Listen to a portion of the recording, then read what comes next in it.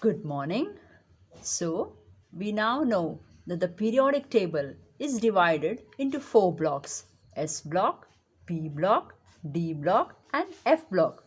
The periodic table can also be classified into two sections: metals and non-metals.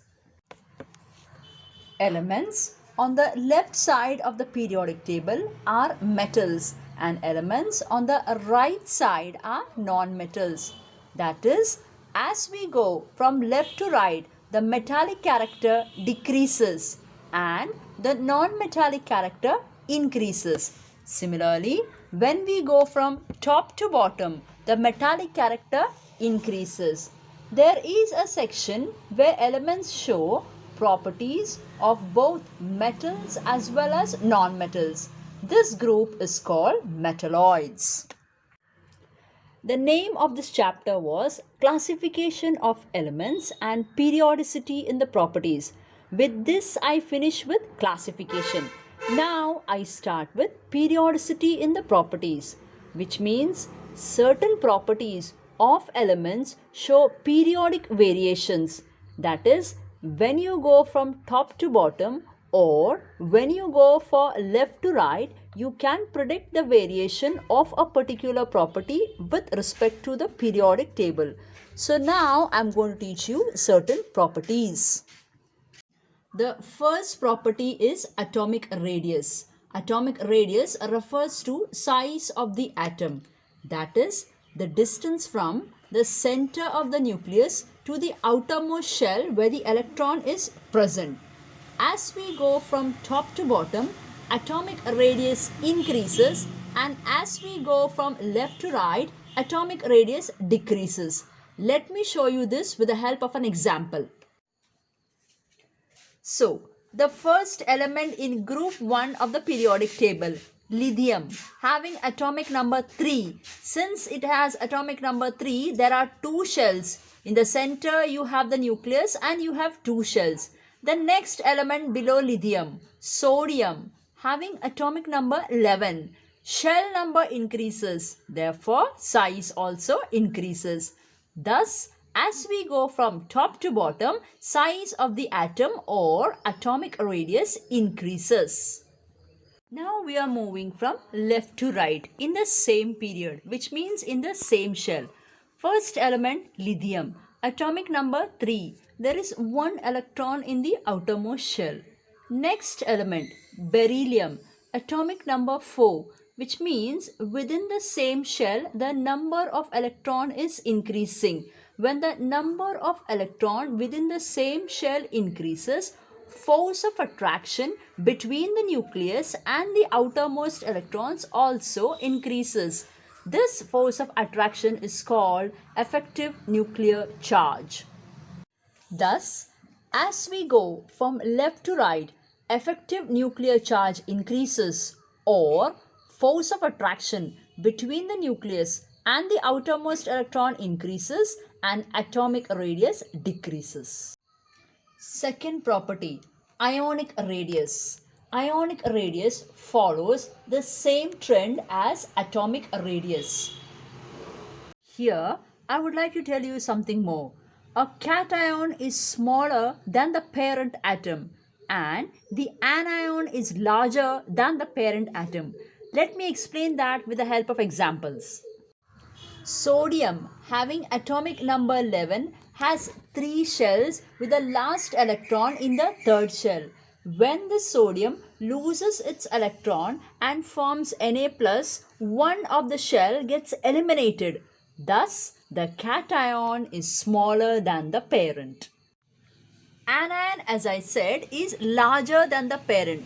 Let's take the example of fluorine having atomic number 9, which means there are 7 electrons in the outermost shell. When fluorine accepts an electron and forms F-, then that extra electron has to enter the outermost shell. In the outermost shell, the force of attraction between the nucleus and the electron remains the same. Here, force of repulsion dominates, which means the shell expands in size and thus the anion is larger than the parent. Look at the above example now. F minus, Na plus and Ne. What is common in all of them? All of them contain 10 electrons. Fluorine having atomic number 9 accepts 1 electron. Sodium having atomic number 11 loses 1 electron. And neon of course has atomic number 10 containing 10 electrons. So such species where number of electrons are same are called isoelectronic species. Third property, ionization enthalpy. Ionization enthalpy is a measure of energy. That is, whenever an atom loses an electron and forms a cation, some energy is required. That energy is called ionization enthalpy. Since energy is required, the process is endothermic and therefore ionization enthalpy values are always positive. Ionization enthalpy or IE is further divided into first IE, second IE and third IE depending upon the number of electrons which have to be removed from the outermost shell. For example, let us take aluminium. Aluminium having atomic number 13. 3 electrons are there in the outermost shell. All the 3 electrons are not lost simultaneously. First, Al forms Al plus 1. The energy involved is called first IE. Then Al plus 1 loses another electron to form Al plus 2. Energy second IE. And finally, Al plus 2 loses another electron to form Al plus 3. The energy is third IE. Thus, depending upon the electrons lost, IE can be divided further. It has been found that the first IE is the smallest, then the second IE is large and the third IE is the largest, because in the first IE we have a neutral atom having equal number of protons and equal number of electrons. So for that we need some energy to overcome that force of attraction. That energy is called first IE. After the first IE has been given, the given element is now a cation. Number of electron is less, whereas number of proton remains the same. More energy is required to remove an electron from a positively charged species. So, second IE is more than the first IE. And finally, the third IE will be more than the second IE because the positive charge further increases, whereas number of electron will be less compared to that of the proton. Now we go to our periodic trend.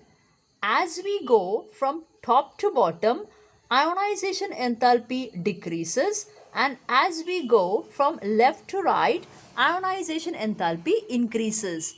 Ionization enthalpy is related to the atomic radius. As we go from top to bottom, atomic radius increases. So force of attraction or the effective nuclear charge between the nucleus and the outermost electron decreases. So IE also decreases. As you go from left to right, atomic size decreases, effective nuclear charge increases, and IE also increases. Thus, ionization enthalpy depends on two factors. First, effective nuclear charge. As you know, effective nuclear charge is the force of attraction between the nucleus and the outermost electron. Second, shielding effect. The inner electrons act as a shield between the nucleus and the outermost electron.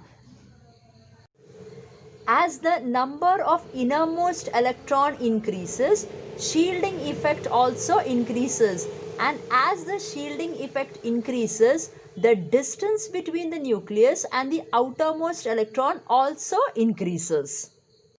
Let us compare the ionization enthalpy values of the elements present in the second period. As I told you, as we go from left to right, ionization enthalpy increases. The first element in the second period is lithium. It has a minimum value for the ionization enthalpy. Next element, beryllium. Ionization enthalpy increases. Next element, boron. You expect an increase in the ionization value of boron, but there is an exception. Boron shows ionization value less than that of beryllium. Beryllium having atomic number 4, electronic configuration 1s2 2s2, which means we have to remove the electron from 2s2, which requires some energy, and that energy is called ionization enthalpy.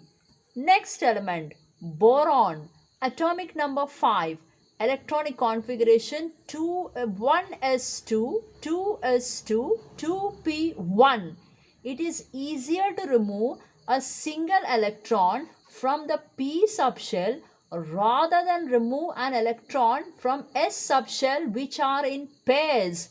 Therefore, ionization enthalpy of boron is less than that of beryllium. Thus, boron has an ionization enthalpy less than that of beryllium. Next element, carbon. We are going from left to right, so ionization enthalpy increases. Carbon has ionization enthalpy value more than that of boron. Next element, nitrogen. Further increase in the ionization enthalpy.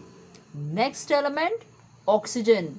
You expect an increase in the ionization enthalpy because we are going from left to right.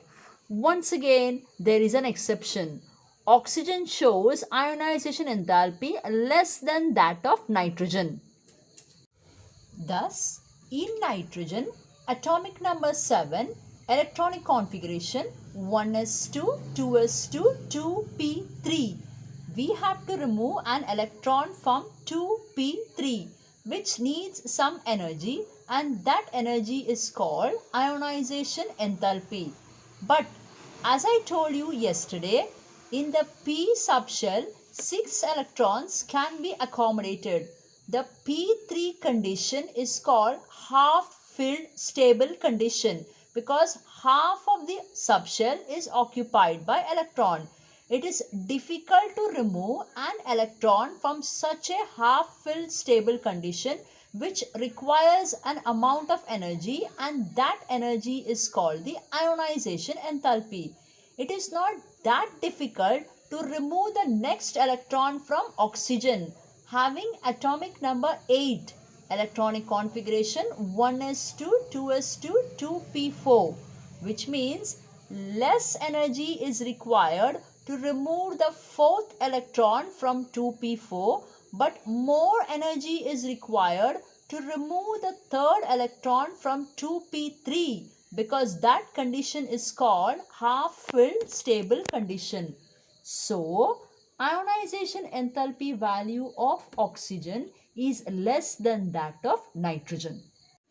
This is a graph of ionization enthalpy against atomic number of the elements present in the second period, that is from lithium to neon. Lithium belongs to group 1. It has lowest ionization enthalpy. As we go from lithium to neon, ionization enthalpy value increases. Neon is in the last group, group 18, which has highest ionization enthalpy values. In between, there are exceptions for boron and oxygen.